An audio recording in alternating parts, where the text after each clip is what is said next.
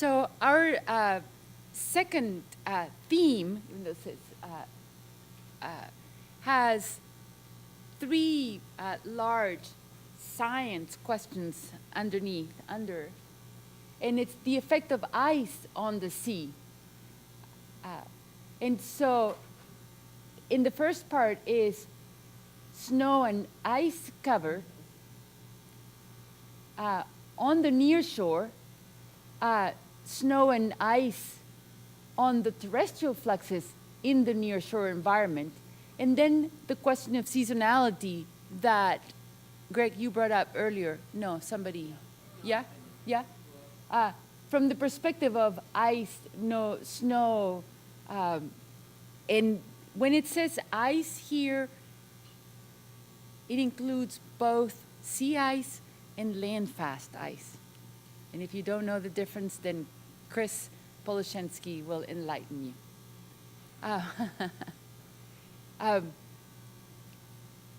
Any questions, suggestions, problems? I hate it. These are written way differently than the other number ones. These are much more specific and stylistic. They're very process-based. Yeah. Over here, Previous one. I'll bring you a microphone. So this seems like process-based better. It's not It certainly user reads more like specific. science. Right. Okay, so it's not one for a second.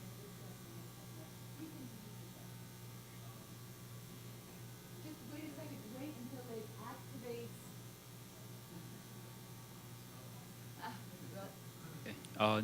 Zixuan Feng Hui. So one point is missing here is the interaction between wave and Can you bring it closer? and I can't ice. hear.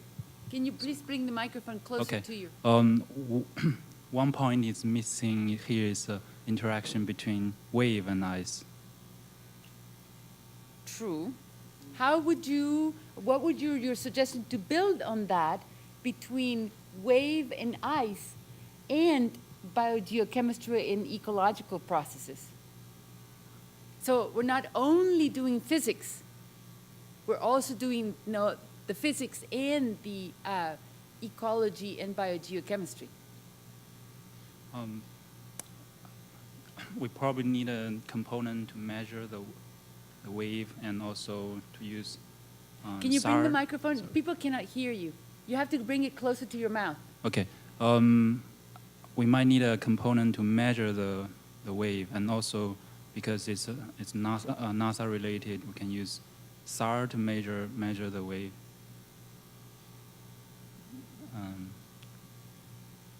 Okay. Anybody has a comment to that? Oh, there you go. I Chris? think that's a good possibility of a way that the sea ice itself can get affected. I think when we were talking about it, we tried to scope that a little bit further down into the language as one of the many things that could affect the sea ice cover. And also, I think in the particular region we're interested in, wave impacts on sea ice tend to be not very large. The MISE experiment that ONR has funded for the last couple of years has mostly found thermodynamic breakup of the sea ice, and I think that would be true in the coastal environment. So I think it's probably something that's worth thinking about, but probably not an overarching question at this kind of level.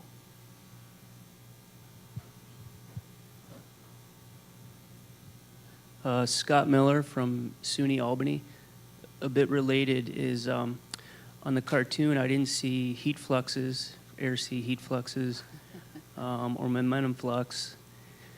And I think getting those right in a zone like this where you have a shallow bathymetry and the presence of sea ice could be important when you try to parameterize those in models. There's a whole question in which momentum and heat fluxes and all of those underneath one of these, I can't remember which one, but you are absolutely right on. Yeah, correct. With text that addresses that. Yeah.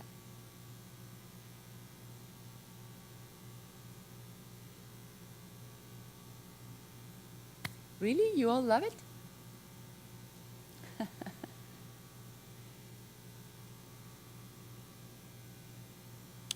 should the focus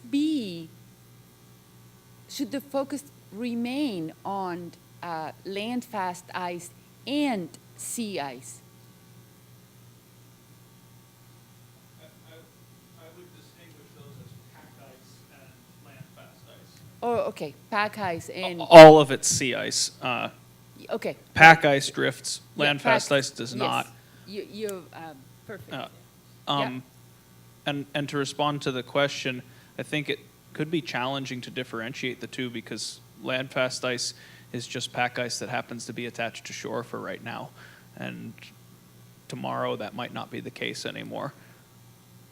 Okay. Peter?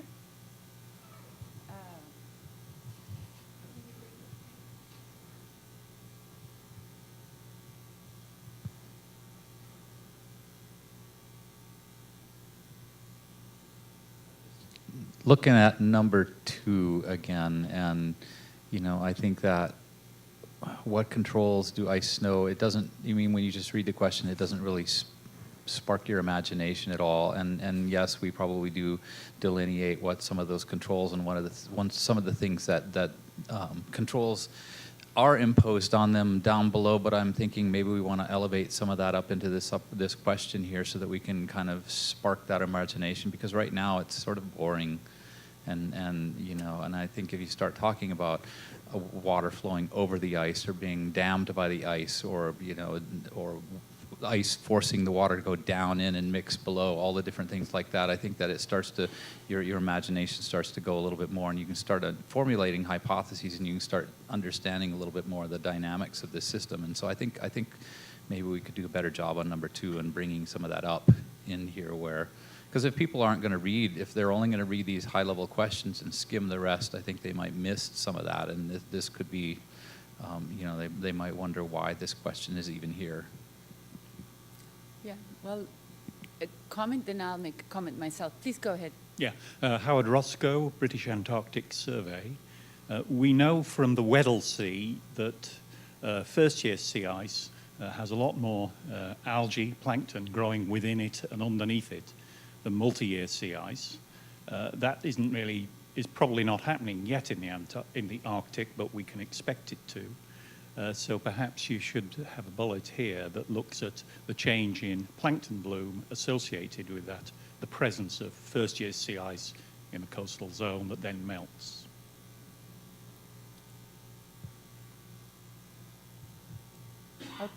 So I'll say no. This one, first one, impacts nearshore net ecosystem productivity.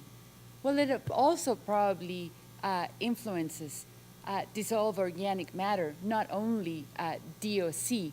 And we know very little about that as to the ice being a vehicle for transport, for pulses, for modification, especially once the light starts to get through.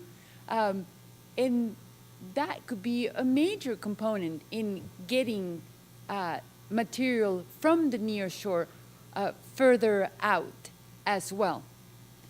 And I know some of us have a proposal pending on something like this, and we looked for all and any such data being available. And there are very, very few. And the modelers are galloping forward to include it in the models. And so that's another aspect in which, while we're focusing here, we put in ecosystem productivity, but there might be more than that, at least, well, I really believe that. Anybody disagree or wants to make a comment? Come on, Rob.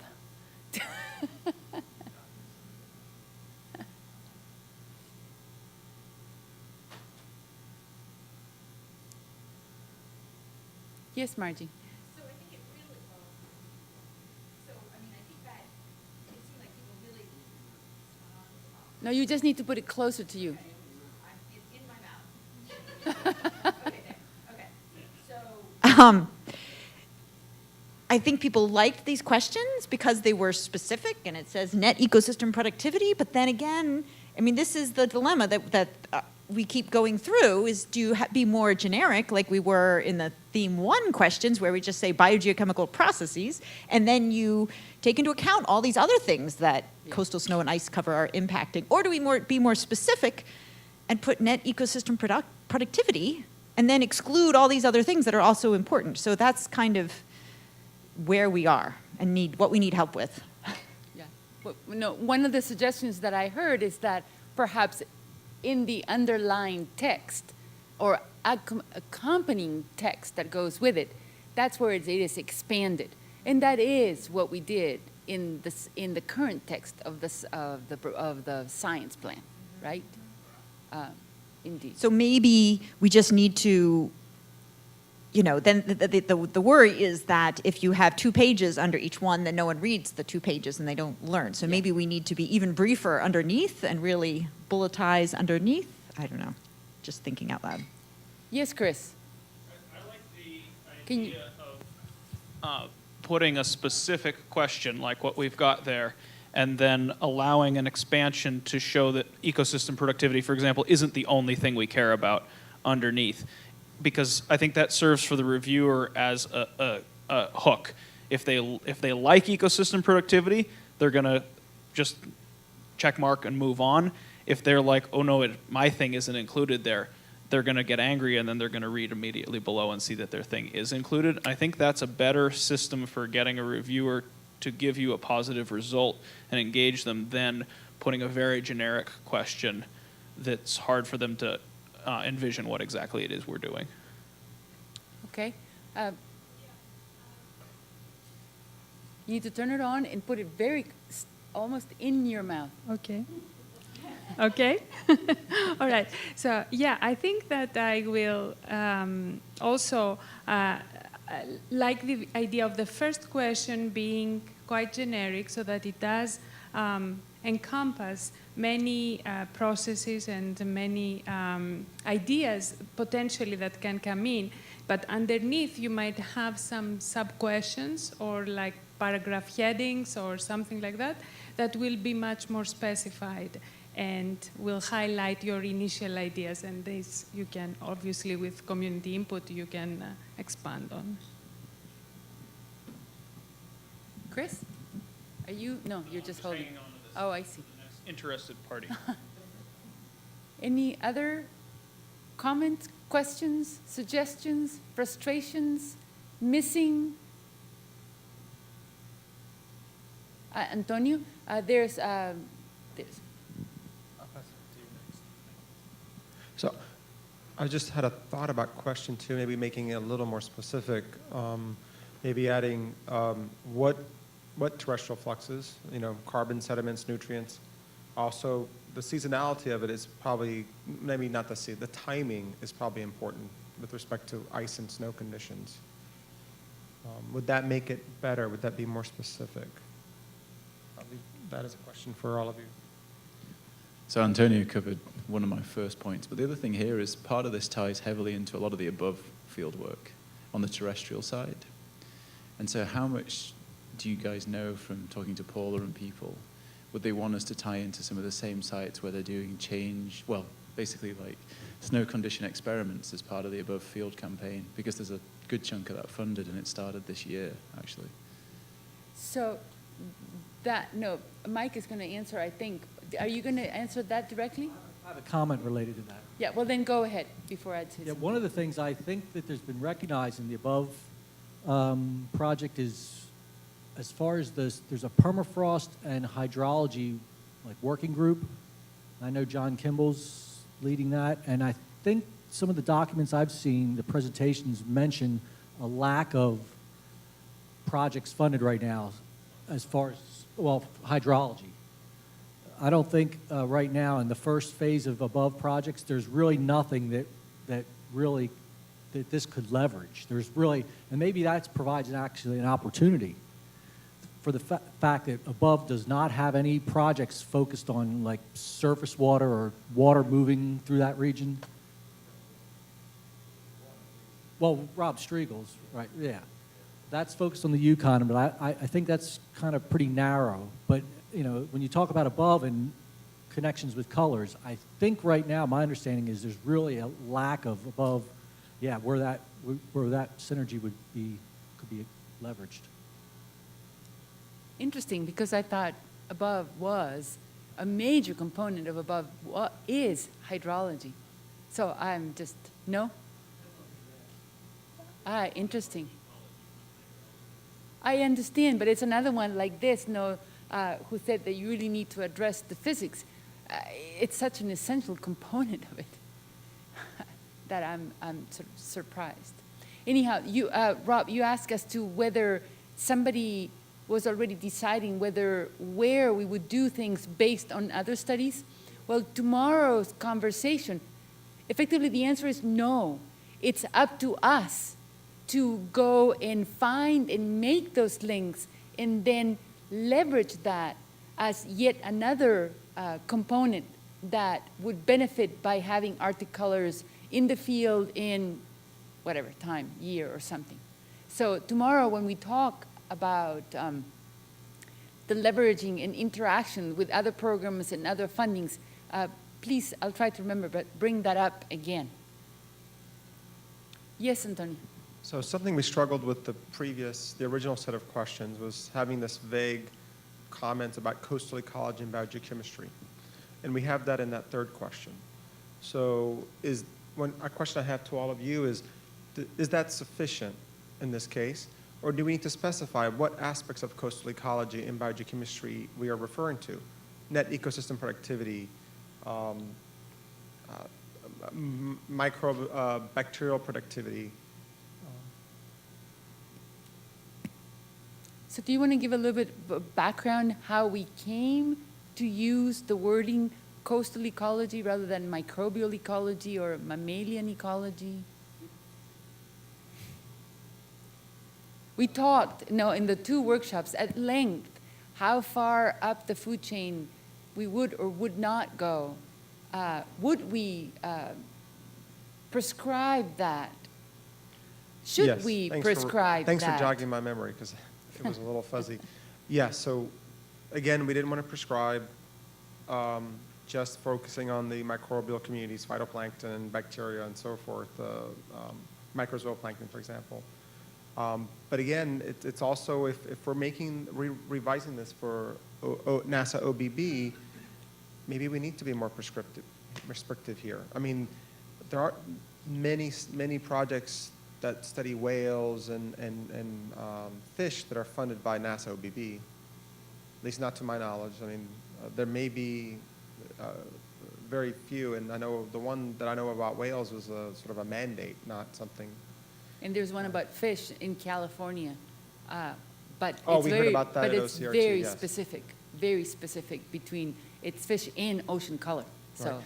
But we it's not could about- make it more, not fully prescriptive, but also can address different aspects of coastal ecology. You could say net ecosystem productivity, as well as something more, something that addresses the higher level organisms that could be addressed through models, perhaps, and maybe not as much of field observations. Lee?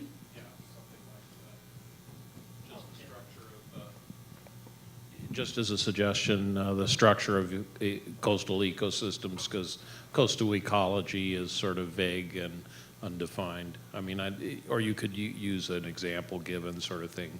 So yes, e.g. this, and this. And I think the second sentence also could, as was previously criticized, be made a little bit more complex, and it'll be fine. Okay. Yes, Joe? Oh, you're just waving your microphone. I This see. one seems to work. No, okay.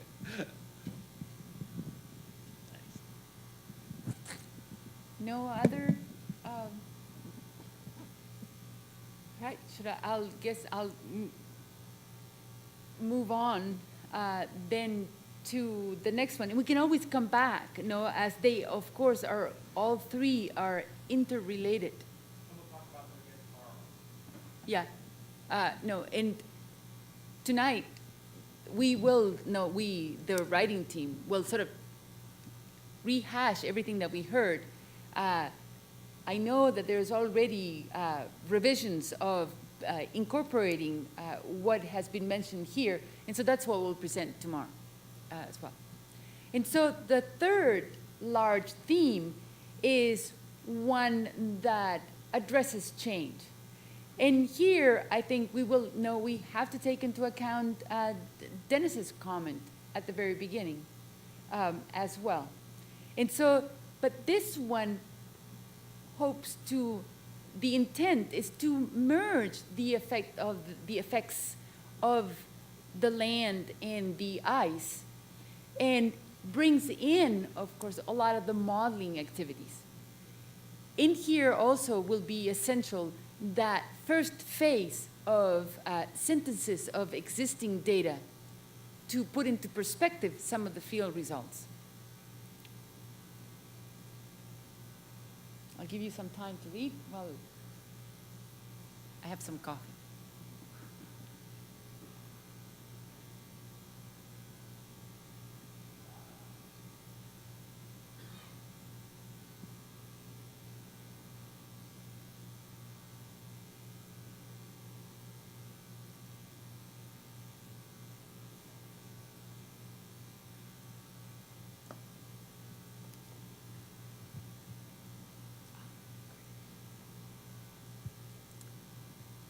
So again, this one addresses the land side, so river, permafrost, coastal erosion.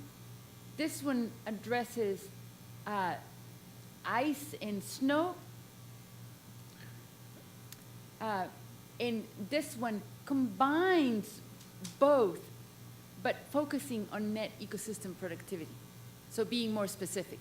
Yes, Chris? So I think we should just lead with the thing that's different rather than the thing that's the same, and just with some wordsmithing flip those sentences around so that we in some way say the rapidly changing river and inputs and permafrost and coastal erosion impacts on future biogeochemical, and we could make that a little bit better than that. But yeah, it seems like for every one of the questions that have been posed here, the emphasis on what is the key words needs to be very early on, or at least and either I they think need to be what we're also bolded or seeing is that the thing that's probably more interesting to a reviewer is the kick that the system's getting, not the fact that generally we want to study biogeochemistry.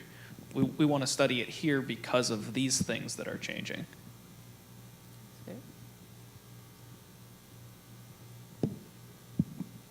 Kari? Looking at the first bullet, it looks like it could basically encapsulate a lot of what you had in theme 1. That is the intent. Yeah. It absolutely is the intent. You're now moving, projecting towards the future. I hesitate to use the word predicting. Yeah. So indeed, that is the intent. So this one builds on the first one, this one builds on the second one, and then this one brings everything together.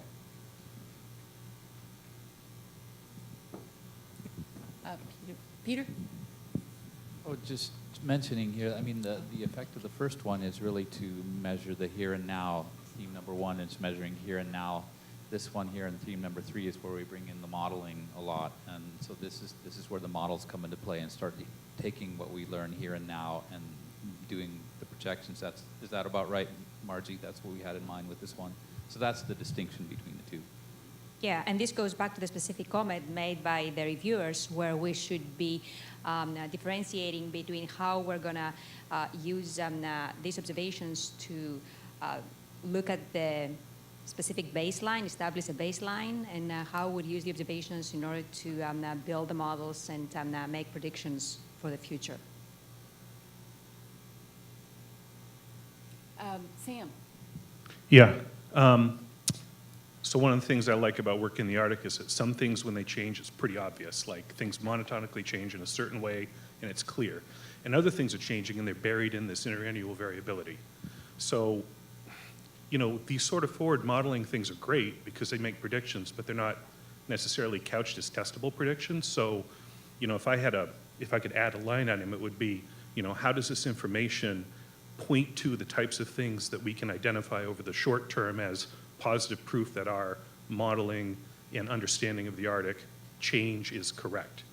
Because right now we're just predicting some changes, and it doesn't seem like not you, but it doesn't seem like we've distinguished between, you know, the type of changes that will be clearly evident, we're pretty sure, and the things that models show us will be very hard to prove in the next decade from observations.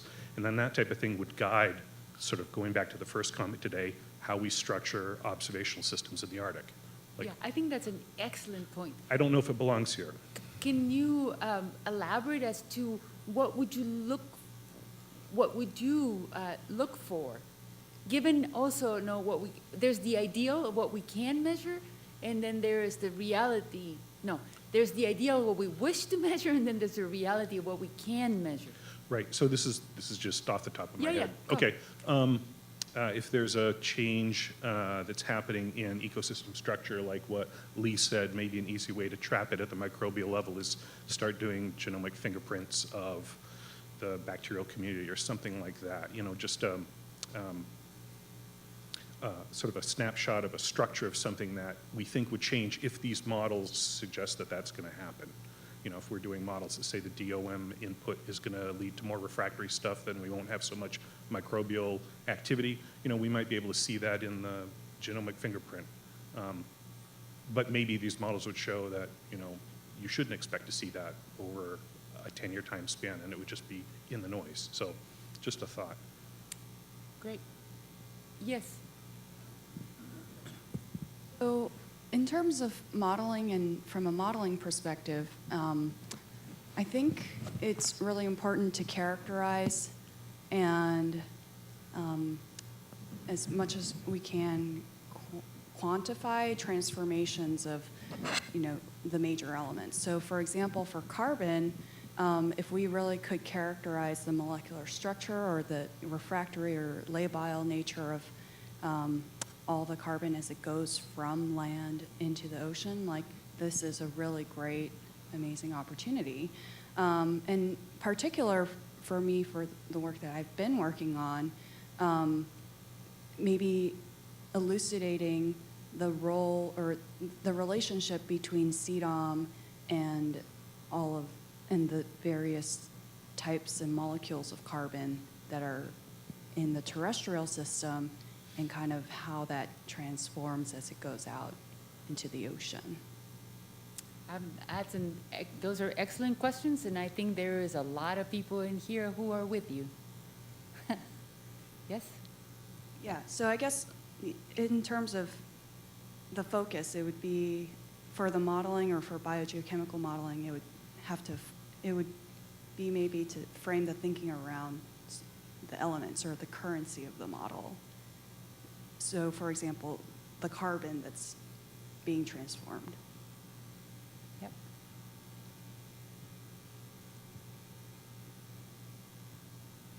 Any other? Joe, you're moving your head. No? Okay, No, Peter. I am moving my head. I'm just moving my head. Just on the theme of models, I think one of the things we've also talked about here is you know, you're right, Sam, that we can make predictions and nobody will know whether the predictions will come true or not. But I think one of the other powerful things that we can do with these models is try to look at the sensitivities and figure out, try to get in a sense of, you know, what is the most sensitive parameter that we can feed into these things? What are the things that we need to be paying attention to the most in the environment that's going to trigger the biggest changes in the future, the things that we need to monitor. And I think that's part of what we're trying to do with this too, is to sort of, you know, do it as a sensitivity analysis.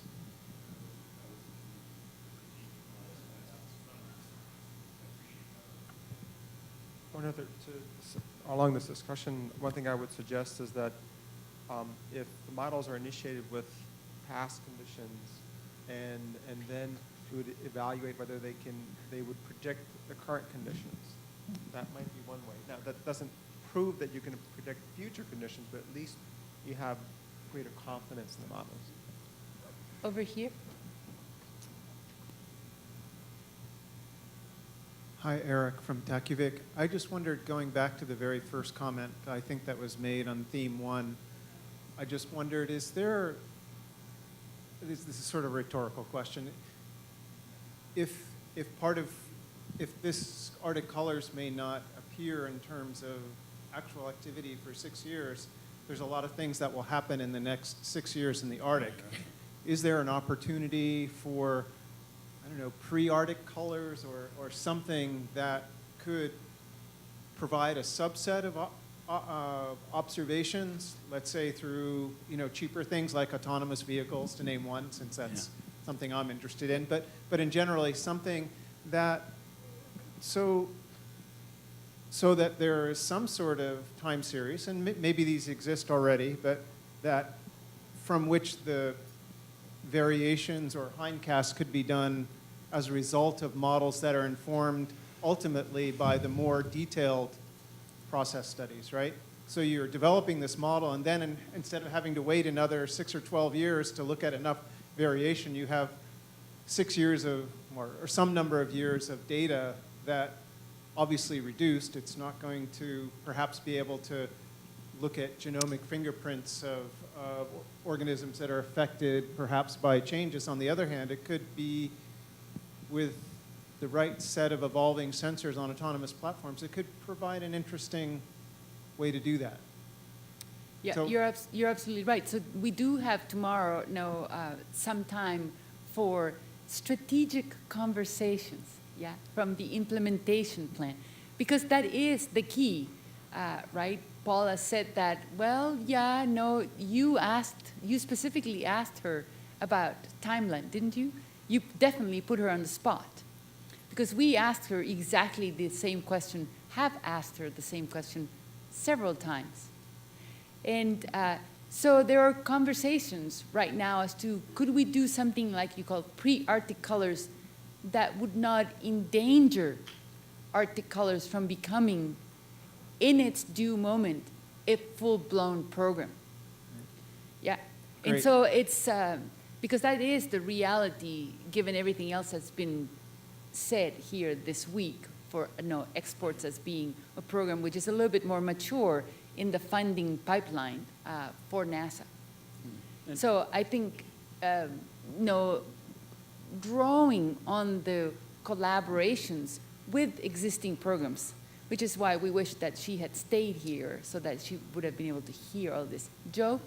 Yeah, Eric, I was just going to say, hold that thought. We're going to be talking about implementation tomorrow, and that's a perfectly legitimate way to get things jump-started with a pilot type of program. And so how we do that, or if we do that, we can talk about tomorrow.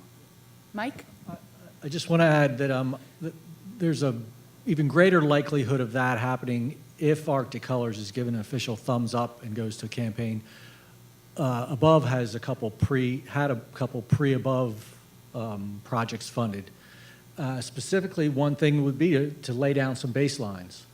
So you would have pre-colors, a couple projects funded to take existing data, you take existing river discharge data, some constituent data, and establish some baselines going into colors. But I think there's a better likelihood of that happening after colors was given an official thumbs up. And then there would be some money set aside for a couple very short 2-year projects to do something like establish baselines. Not to saying that that couldn't happen, as you suggested, before it was an accepted field campaign. All we can say as the writing team is that we definitely have begun those conversations, so that we noting to NASA that some of the synergy that makes Arctic Colors so attractive and so doable might be missed if it's delayed until whenever, yeah? And so, hence tomorrow, how do we do, what can we do, how much can we push, what other programs might be, how we can go about that. So, yeah, very much so.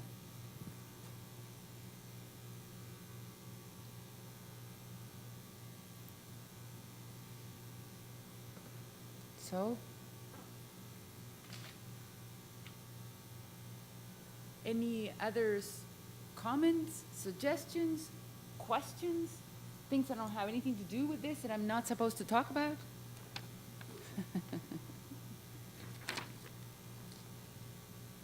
Well, if there's nothing else, I'd have a thought. So, we describe biogeochemical response, and I think we have this in two of the questions here. And so I'd like to hear I know what I think about what that means, but I'd kind of like to hear what other people think that means, just to make certain that reviewers and the scientific community at large, when they read this,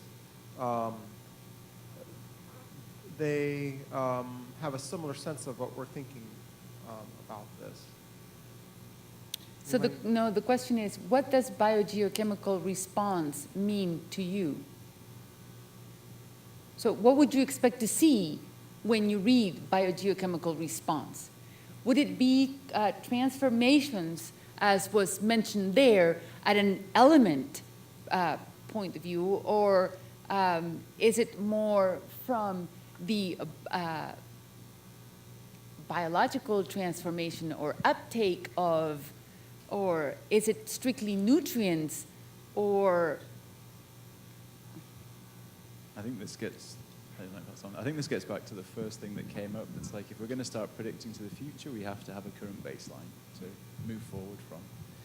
And so, yeah, I mean, I would argue that we start with the baseline data, and that in the Arctic, anyone who's ever worked there knows that we have to have a big seasonal component to that because it changes so rapidly, especially across spring freshet at the land-ocean interface.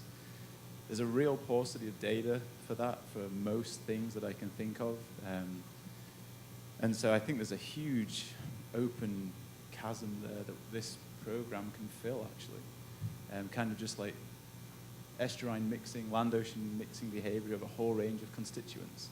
And so when I think about that, then I start becoming more mechanistic and start going, well, if later in the year we have more permafrost input and we can quantify that, we can use advanced organic techniques, we can radiocarbon date it, then we can start looking how the permafrost material behaves in the coastal ocean, and then we can start making future predictions of permafrost thaw rates that we have from other projects across the Arctic. And presumably people can do the same with coastal erosion, we can do the same with freshwater input, and then it becomes a straight up modeling exercise. But I'd say we still have a gap in knowing how a lot of these things even behave under fairly normal conditions in that, in the marginal seas, in the coastal zone. So I would start basically in a very mechanistic way there. So Jackie, and then I'll make a comment, and Chris, and then I'll make a comment. Yeah, on my component, when I do biogeochemical responses, so I leave my sediment flux chambers, so they will change in the nearshore depending on the type of carbon that comes in, how it's recycled. So terrestrial carbon, it's more, recalcitrant, but if there's more warming, the microbial loop is moving. So that's the mechanistic that I would use in my own research with biochemical. Now the question is, where's the biology? I mean, bio is biology, but that hat, I look at organisms that are not surviving in the nearshore zone that could now if you had a carbon supplement. And so there's no more, it used to be earlier there was biology and biogeochemical, and now it's biology. So I would go down to the third one and say, what's the net ecosystem productivity? Productivity probably for most people in this room is water column productivity, but for me, and in the nearshore zone, we have kelp and we have a lot of, because the light's getting through. So without ice scouring all that, it could well be a more productive zone. So I would find a home in I define it, biochemistry and biology. But I think what's important is that those are the type of mechanisms we're looking at with those changing coming from the nearshore zone, that carbon. So Chris, do you have a microphone? No comment? So can I make my comment first? So for me, it is absolutely, I see here, the balance between autotrophic and heterotrophic on a seasonal basis. And we tend to think that, many think that the Arctic is autotrophic, but it's autotrophic for a very short period of time. And it's heterotrophic for a lot of the time. And it's mixotrophic for even more than most people even want to think about. Yeah? But we have so few data for that other than in the summertime. There are some others. And so when I look at biogeochemical response, it includes that because it's going to affect the transformations of all of the other, both organic and inorganic compounds which are there. Maria? Ask everybody here whether they think that we should include biology with biogeochemistry, biological and biogeochemical, or you think that just having the biogeochemical response is sufficient? That's why there's bio in there. It is So we bio don't and need to bio- be specific, because it's the ocean biology and biogeochemistry program as well, but do we need to be specific, explicit here? Yes. I can tell you that if you just have biogeochemical, you weren't, I mean, there is a separation you continually have to make for biology, which is whole organisms, and you look at those changes that are going on. If you want to look at the eutrophic effects in that, that's biology, not as biochemical. So, you know, you had that originally, and then it's not there now. So there was a reason you put it originally in there. So I would think about that, because I do think it has, if you want biology in there, and I think you probably do, because if you want to talk about chlorophyll or some others, and they go big guys, because you started to talk about eutrophics, my vote is that you have it in there. Antonio? My perspective is that Can you bring it closer?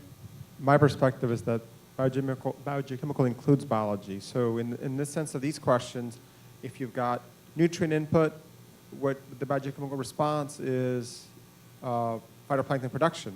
It could be bacterial production. It could be a response to particles coming in that are food for organisms. That could be a biogeochemical response from my perspective. Yeah. It could be, remember that the science plan has some definitions right at the beginning that we put in as to where we defined Arctic, I can't remember right away some of those things. And it may be that biogeochemistry needs to be boldly defined as something that is biology, you know, all of the components, that it's not only the transformation, but it is truly biology, and then used consistently, which it is. But clearly, Jackie, there is this conversation happening. Yeah. And maybe something to think about this evening and for tomorrow, one of the things that we want to talk about are what are the things we want to measure. And so, and one of these would be, well, what is the biogeochemical response of interest? And what are the prioritization of those things? We can't do everything. Do we want to look at the response to methane fluxes into the nearshore environment? Is methanotrophy a critical measurement? Lee? Yeah, I don't know, when I read the word biogeochemical, or I'm a biogeochemist and introduce myself, then I have to explain what that is to most people who aren't in science. It seems to me you just add biogeochemical and biological response, then it's clear that we're including, I mean, we're going to have vegetation changes on land, thermokarst changing, so different plants are going to get washed into the ocean. Those influence the biogeochemistry ultimately, but people wouldn't necessarily understand that if you just said, what's the biogeochemical response?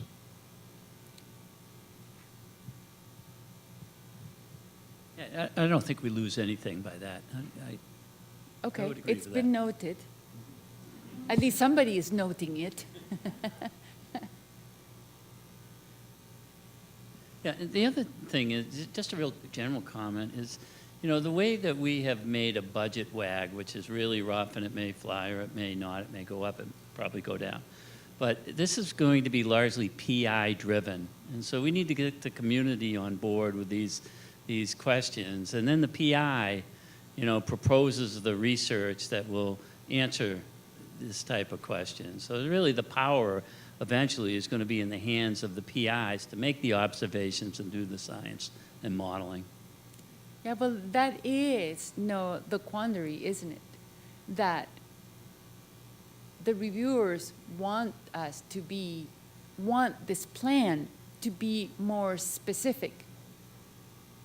We think, as you said, and I know for a fact that the science definition team for exports who are writing the implementation plan were then told not to be so specific that the community would think that it was a done deal, all cooked, even before it got out. And so after having spent a lot of time coming up with very specific questions and hypotheses, they had to take a step back and make them more general. So there's a lot of this happening, but nonetheless, it's very important, your feedback and where you see your science fitting in or not. Where might there be a gap, such as was identified, perhaps waves and ice and other things, or sediments and not just the water column. Yes, in the back. They're bringing a microphone. Thank you. I'm Katja Vogel from the University of New Hampshire, and I just wanted to follow up on your example that you mentioned, exports. And when I was here on Monday and the exports team was talking about the 5 pathways of carbon flux from the surface ocean to the deep ocean. I thought that was really interesting and exciting to see. They defined these 5 fluxes that they were talking about. Why don't you go ahead and define biogeochemical responses in a similar way? That you have 4 or 5 processes that you want to focus on when you talk about biogeochemical responses. And by the way, I would not put biogeochemical responses in the beginning and define it, and then then the reviewers need to go back to the first page or the second page where the definitions are, and need to double check if they are still on the same page. You put that into the executive summary, which is what a lot of them is the only thing they're going to read.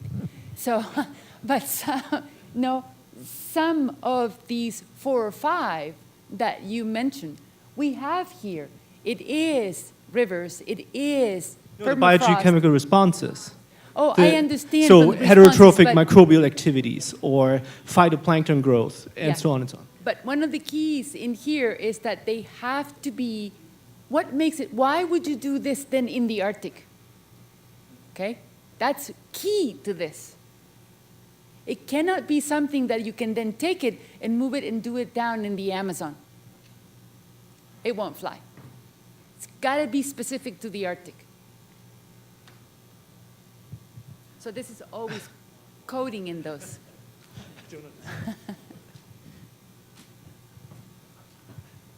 I think he's just saying that it's good to define the priority biogeochemical responses of interest. I think there's value in that. Oh, absolutely. I agree with that. I'm not saying not to, but it's not enough to simply put 5 processes. Absolutely. They have to be tied to something that is unique to the Arctic. And it cannot be exports in the Arctic, guaranteed. Okay? Cannot be exports in the Arctic. Yes, Joe? Yeah, so I just want to echo what a friend of mine told me that must remain anonymous because he works for a federal funding agency, but that these definitions of a biological response may be way too general, and the fact that what is the future of everything, of the Arctic nearshore ecosystem in a rapidly changing sea ice condition. So, like Kai said, perhaps we could break this out, or at the very least define what we're looking for in terms of biogeochemical responses. It sounds like from several comments in here that this needs work. There was somebody over there. Yeah. Hi. Can you introduce yourself, please? Yes, Rob Condon, UNC Wilmington. So I'm looking at this a little bit from the outside. Someone who's interested in getting into Arctic research. I'm a plankton ecologist, jellyfish, things like that. And I would agree with this comment about defining exactly what biogeochemical responses are. And I actually don't quite understand why something can't be similar between the Arctic and the Amazon. I think from a modeling standpoint and from a scientific method standpoint and understanding global processes, I think that's, I think it's okay to have similar things. I think in this particular system, you can come up with a list of 5 really processes that you think are really, really important. They're probably going to be completely different. right? And they're listed here. And I think from a conceptual framework, I think it would make more sense. But I'm actually interested with the third question there. And in particular, what do you mean by net ecosystem productivity? I look at that a couple of ways. You could look at that from, I think from your definition standpoint, net autotrophy, net heterotrophy. Hey, that's my personal definition. Yeah, okay, and it all could right? be from me as well. And I actually asked Dennis here the same thing. What do you think of the word productivity? Or are you just talking about primary production? Because, and I think that maybe that needs to be fleshed out a little more as well. It is fleshed out in the text. That is not in there, and it is discussed in the text of the science plan, but it is to be taken in its broadest sense. That was the intent. That is the intent. But your point is a good one, no?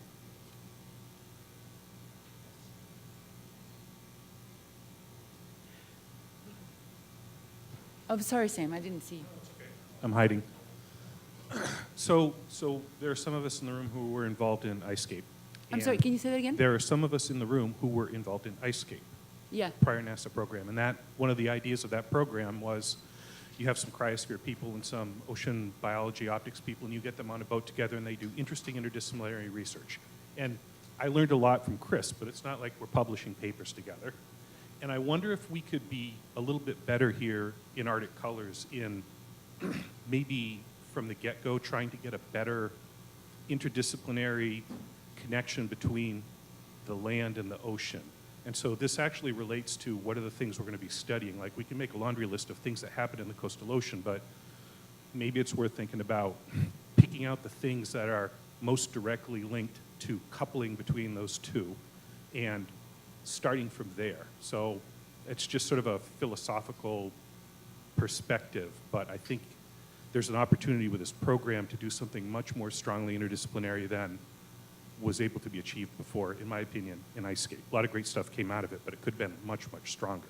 And this, if we started focusing on what about the interactions specifically, it's a little bit hypothesis generating, but what about those interactions will affect the coastal ocean or vice versa?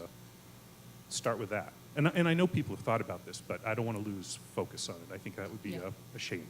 We appreciate your vote of confidence because this is an integral part of what Arctic Colors is trying to do. Hence why you see, perhaps not in this room, but in the previous meetings, these people from all different backgrounds that just happen to be working in the Arctic and in other places as well, if it turns out that their expertise was something that we felt was really important and they could be brought into the Arctic to enlarge that component. And so, hence, effectively in here, people in the ice community looked at ice and perhaps somebody said dirt, but soil. In the bottom. But now, instead of just looking at it when it shows up, out in the ice, being able to trace it. The same thing, the effect of that land-fast ice on the ecological communities, and also that's where we think that the strength of this program lies. How do we make that happen is the key. Most of the reviewers of the science plan were not in that intersective world. Yeah, they were not. They were more traditional oceanographers, effectively. Sam, that was a great point, and I think Yeah. one. I think where IceScape fell flat, and I think we could do better here, is that we never got to the synthesis stage where we all had to work with each other. And this may be all the way to implementation, but I think that should be funded separately. You should have to come back to the table and specifically say what you're going to do. Because a lot of times, if you write it from the beginning, some of the stuff we wrote for IceScapes the data was never taken, so the synthesis couldn't possibly have happened because it went in a different direction. Once you've got the data to look at, I think there needs to be another round. And I don't know if we could mention that straight up front here as a way to show more credibility for our synthesis activities. It'd be a hard section to write because it's going to be very weasel wordy and out in the future, and we don't know what's going to synthesize, but I think it will work better if it's a second call. Yeah, we fully agree. Yeah, and that's sort of what we laid out in the science plan, that there is after all the field work is done and those projects have ended, we recommended a separate synthesis phase. We listed 2 years, and there would be a specific solicitation for that. That would be open to anybody, not necessarily the people that were actually involved with the field or modeling remote sensing. Yeah, well, I see Jackie shaking her head in the back. Several of us have been in programs where we've had that intent. It was written in there, but you really have to push to get that funded. Really, really, really have to push to get that funded. So you always go back and forth between these two models as to, do you include it in the very beginning? And so then each person needs to have it in their project that their last year will be synthesis and integration? Or do you have a call because the program manager, there's no program, oh, Bill, you plug your ears, please. Because the program manager promises that, yes, there will be a synthesis phase, and then it doesn't happen, right? Sorry. Okay. Yeah? Come on, somebody tell me I'm being too cynical here.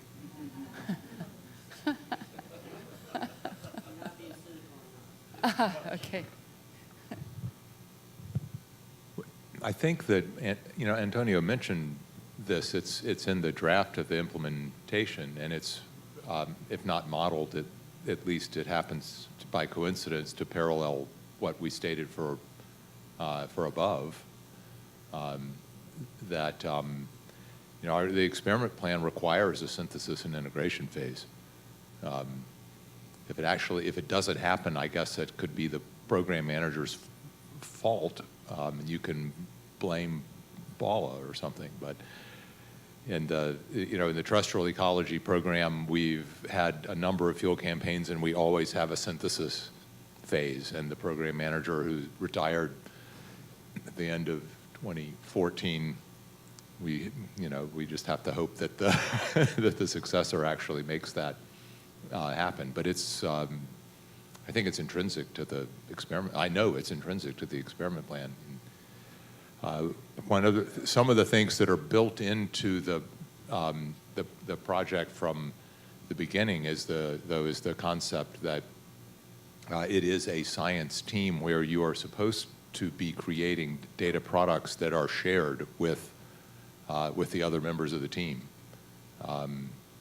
so that at least the ability to conduct a deeper synthesis later should be intrinsic to the data products that are being created. I think I won't. I've heard some things about IceGate, but I wasn't involved with it. We had problems, for instance, in one of our field campaigns in Brazil, the large-scale biosphere-atmosphere experiment in Amazonia, where the Flux Tower people, everybody had a different methodology. Partly that's where the Flux Tower community was back then. And we actually had to fund a model intercomparison project in order to even make it possible to do synthesis and integration across the Flux Tower products. Now that community has come around to the point now that they're a lot closer to being able to do that. Anyway, this might be too much in the stuff that's in implementation tomorrow, so I'll hand the microphone over to somebody else.